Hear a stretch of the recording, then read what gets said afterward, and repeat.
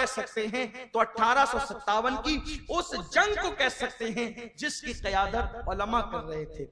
اور ایک حیرت انگیز بات یہ ہے کہ 1857 میں جو علماء نے پوری طاقت لگا دی، پوری طاقت جھونک دی انگریزوں کے خلاف،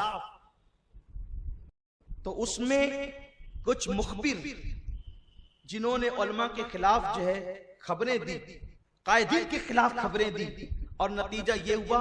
اور ساتھ ہی ساتھ جب علماء لڑنے کے لیے میدان میں آئے فوجوں کو لے کر کے، تو اس وقت کچھ لوگوں نے غداریاں بھی کی. نتیجہ یہ ہوا کہ جو پلان تھا وہ ناکام ہو گیا. ظاہر سی بات ہے جب راز ادھر سے ادھر جائیں گے تو پلان تو ناکام ہوں گے. اس کے بعد پھر یہ ہوا کہ انگریزوں نے چن چن کر ان علماء کو، جن علماء نے تحریک آزادی میں یا انگریزوں کے قدموں کو توڑنے میں حصہ لیا تھا، ان لوگوں کو چن چن کر شہید کیا، جیل بھیجا، پھانسیاں دی.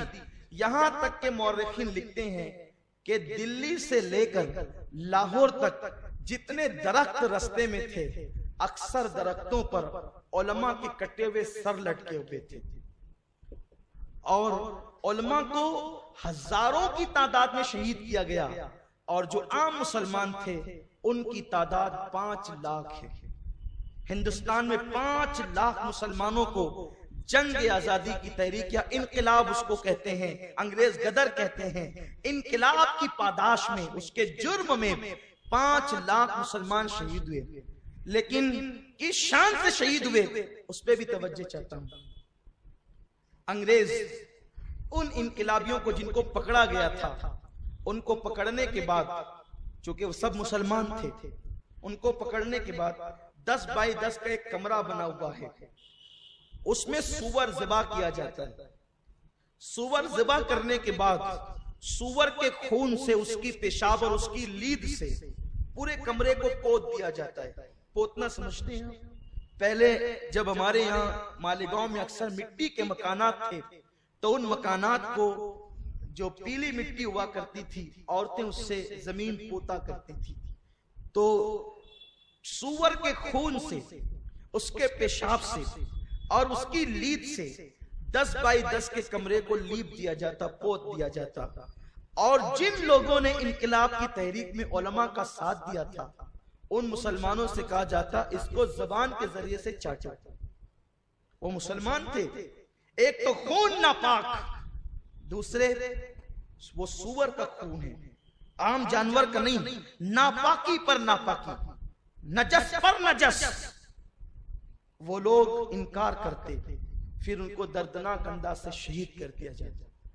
قتل، انقلابیوں کو قتل کرنے کا طریقہ یہ تھا کہ ان مسلمانوں کو جب سور ذبح کیا جاتا تو اس کی چمڑی جیسے نکالتے ہیں، چمڑی نکالنے کے بعد اس کی چمڑی کے اندر سل دیا جاتا.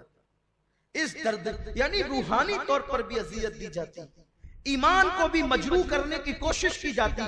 لیکن سلام ہو ان 5 لاکھ مجاہدین پر کہ جو لوگ سور کی چمڑیوں میں تو سل گئے، جو لوگ دار پر تو لٹک گئے، پھانسی کے پھندوں پہ تو لٹک گئے، جن کی بیویوں کو چھین لیا گیا، جن کے بچوں کو قتل کر دیا گیا.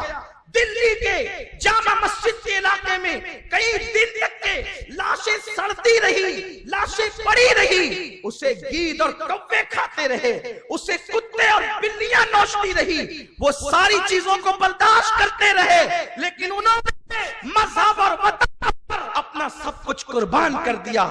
آج یہ محفل اسی درد کے ساتھ ہم نے سجائی ہے کہ ان 5 لاکھ کو اور ان ہزاروں کو جو آج یاد نہیں کیا جا رہا ہے، ہم انہیں یاد کریں گے. اپنے جوانوں کو ان کی قربانی ہم یاد دلاتے. ہم وہ نہیں ہیں کہ جو یوں ہی انگریزوں کے ایجنٹ کو، انگریزوں کے غلاموں کو، انگریزوں کے وظیفہ کو آزادی کا ہیرو بنا کے پیش کریں. کیسے آزادی کے ہیرو وہ لوگ ہو سکتے ہیں جو کبھی جیل نہیں گئے، جنہیں کبھی ڈنڈے پڑے، جن کے ہاتھوں میں کبھی ہتھکڑیاں نہیں آئی، مسندوں پہ بیٹھ کر پیری مریدی کے ڈھونگ رچاتے رہے، آج وہ آزادی کے ہیرو ہیں۔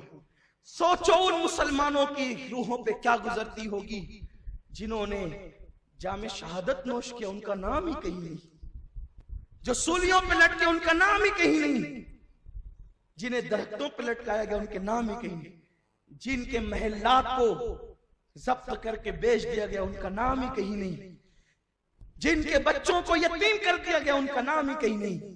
بس یہی سازش ہے، اصل چہرہ چھپ جائے اور جو کچھ نہیں تھے وہ سامنے آئے۔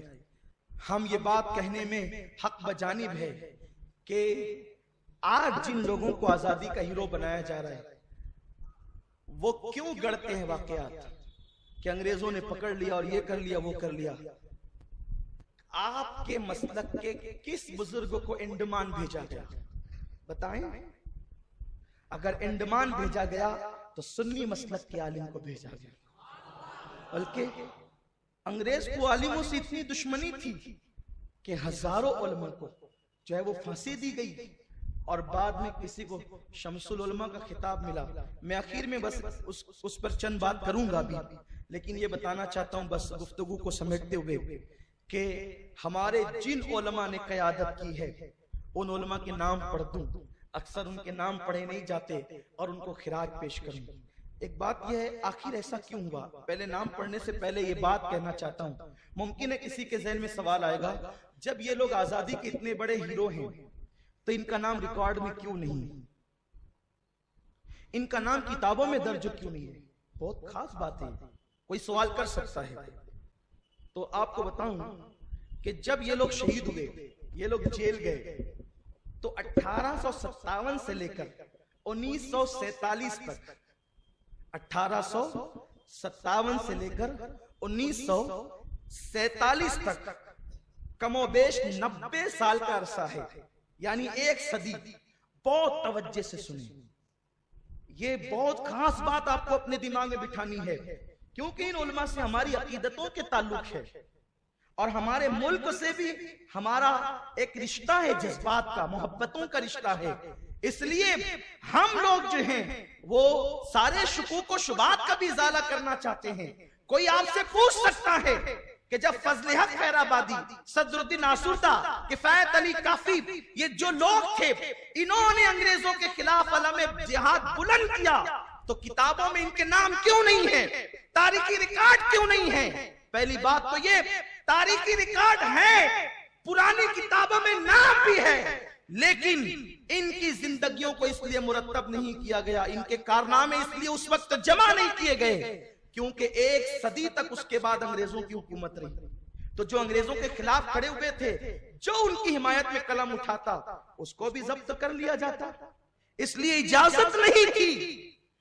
حکومت کا اتنا دباؤ اور پریشر تھا، اور آپ جانتے ہیں کہ ایک صدی کے اندر لوگ تو چند ایام کے واقعات بھول جاتے ہیں، تو جنہوں نے اپنی نظروں سے وہ مناظر دیکھے تھے، جو شریک سفر تھے، جو بچ گئے تھے، محفوظ ہو گئے تھے، وہ بس سینہ بسینہ باتیں کر سکتے تھے، وہ تاریخی ریکارڈ قائم نہیں کر سکتے۔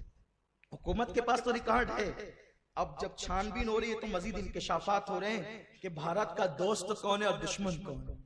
آپ ٹائمز آف انڈیا میں فتویٰ شائع کروا سکتے ہیں لیکن حکومت کا ریکارڈ نہیں بدل سکتے،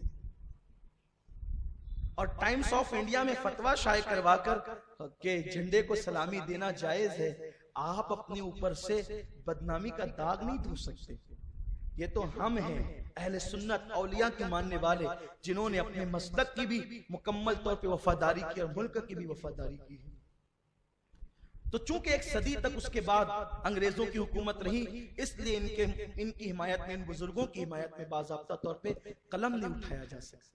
اور ہمارے اسلاف کے دلوں میں انگریزوں سے نفرت اتنی تھی کہ اللہ فضل خیر آبادی کے صاحبزادے شیخ عبداللہ خیر آبادی رحمت اللہ تعالی علیہ، انہوں نے مرتے ہوئے وصیت کی تھی کہ جب انگریز ہندوستان سے چلے جائیں تو میری قبر پر آ کر اطلاع دے دینا کہ انگریز ہندوستان سے چلے گئے۔ کم و بیش نصف صدی کے بعد جب انگریز ہندوستان سے گئے ہیں تو ان کے مزار پہ جا کر میلاد پڑھی گئی ہے اور ان کو اطلاع دی گئی ہے کہ آپ کو مبارک ہو، انگریز ہندوستان سے جا چکے ہیں۔ جن کے دلوں میں اتنی